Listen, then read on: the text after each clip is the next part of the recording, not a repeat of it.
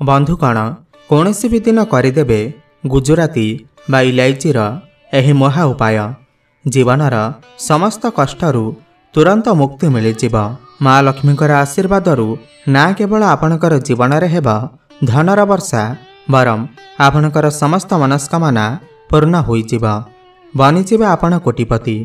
बंधुगण जदि आपणकर जीवन में बहुत बेसी समस्या अछंती आपणकर जीवन में धन आसीबा बंद हो जाइछि आपणकर जीवन में समस्या कष्ट आपणकर पिछा छाड़ू नाही आपण करजर मायाजाल रे फसी जाइछंती आपणकर भाग्य आपणकर साथ देउ नाही तेबे केवल आपण तंत्र शास्त्र अनुसार आपण इलायचीर सही उपाय को करि दियंतु जहा विषय रे आज आमे एही भिडियो रे आपणकु बतैबाकु जाउअछु एवं इलायचीर एही उपाय को करिबा परे ना केवल आपणकु आपणकर जन्म जन्मांतरर गरीबीरु मुक्ति मिलिजिब बरम साक्षात माँ लक्ष्मीकर आशीर्वाद आपणको प्राप्त होइजिब जहाद्वारा आपणकर जीवन में धन आसीबा आरंभ होइजिब धन आसीबार समस्त रास्ता खोलिजिब।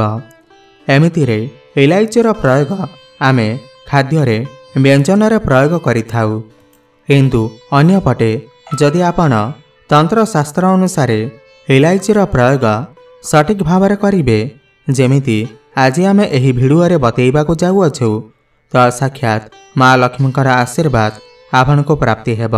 तेबे आसंतु जानिबा गुजराती किपरि आपणकु धनवान बनई पारिब।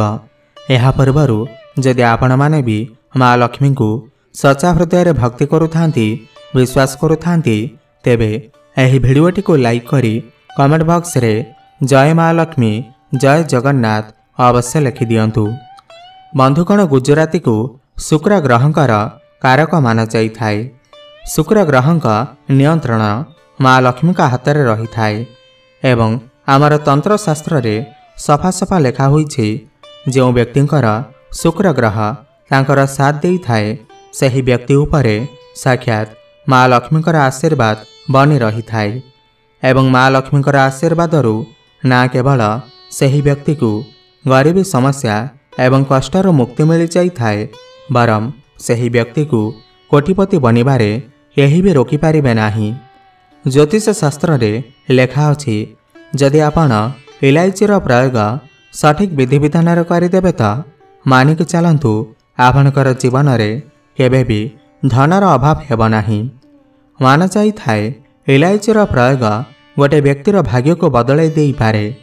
एही भिडियो रे आमे आपनको बतैबु कि इलायचीर केउ उपाय विषय रे आमर तंत्र शास्त्र ज्योतिष शास्त्र रे एवं वेद पुराण रे लेखा अछि। विश्वास करंतु जदि आपण एही उपाय को सठिक विधि विधान करदेवे तो आपणकर समस्त समस्या दूर होइजिब। तेबे चलंतु जानिबा इलायचीर चमत्कारी उपाय विषय रे। सबुठु प्रथम उपाय हैला शुक्र ग्रह को मजबूत करिवार महा उपाय। भिडियो आरंभरू आमे आपनको कहि सारिछु कि जो व्यक्तिर शुक्र ग्रह मजबूत होई थाए सही व्यक्ति को सर्वदा माँ लक्ष्मीकर कृपा मिली थाए एवं थरे जदि माँ लक्ष्मीकर कृपा आपनको मिलीगला तो आपनको कोटिपति हेबारे केही भी रोकी पारिबे नाही। आपणकर जीवन में केबे भी आपनको धनर कमी हेब नाही। जदि आपण चाहुचंती कि आपणकर शुक्र ग्रह मजबूत बनी जाऊ तो यही उपाय को केवल 5टी शुक्रवार दिन कर दियंतु देखिबे 5टी शुक्रवार परे आपणकर शुक्र ग्रह मजबूत बनीजिबे। शुक्रवार दिन माँ लक्ष्मीकर दिन होई थाए एवं यही दिन आपण कौनसी भी पूजा पाठ करिवे तो आपणकु माँ लक्ष्मीकर आशीर्वाद निश्चय प्राप्ति हेब। जेमिति आपण स्क्रीन रे देखि पारुथिबे एहा अटे सदाबाहार गछ। सदाबाहार गछ पूरा पृथ्वी रे यह एक एमिति गछ अटे जेउथिरे माँ लक्ष्मीकर 8टी रूप वास करिथाए। आपण शुक्रवार दिन सकाळु उठी स्नान आदि कार्य सारी गोटे तंबार लोटा नहीं जातु सेथिरे गंगा जल भरी दियंतु गोटे इलायची पकई दियंतु एवं कौनसी भी सदाबाहार गछ मूलरे एही जल को अर्पण करि दियंतु। आपण एही उपाय को 5टी शुक्रवार कर दियंतु देखिबे 5ଟି शुक्रवार पर आपणकर शुक्र ग्रह मजबूत बनीजिबे एवं आपणकर जीवन में केबे भी धनर कमी हेब नाही। माँ लक्ष्मीकर आशीर्वाद आपण को प्राप्ति हेब। द्वितीय उपाय अधिक खर्चरू बंचिबार मुहा उपाय। जदि आपणकर जीवन में पैसा आसुछि हेले खर्च हो जाउछि, धनर अभाव देखा देउछि, आपणकर पर्स सर्वदा खाली हो जाउछि, केवल गोटे शुक्रवार यह उपाय कर दियंतु जहाँ आम आपण को बतैबाकू जाउअछु। देखिबा आपणकर खर्च कमिजिब एवं धन संचय हेबा आरंभ होइजिब। चारि दिगरू धन आसिबा आरंभ होइजिब। यह उपाय ज्योतिष शास्त्रर अध्याय नंबर 31 रे वर्णित अछि। कौनसी भी शुक्रवार दिन संध्या बेले आपण स्नान करंतु एवं नाली रंगर वस्त्र परिधान करंतु, कारण माँ लक्ष्मी को नाली रंग बहुत प्रिय होइथाय।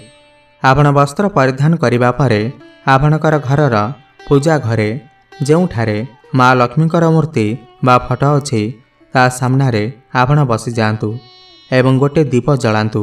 आपणकर हाथ में गोटे इलायची रखंतु एवं माँ लक्ष्मीकर सही बीज मंत्र को जप करंतु जो मंत्र आमे आपण को बतौछु।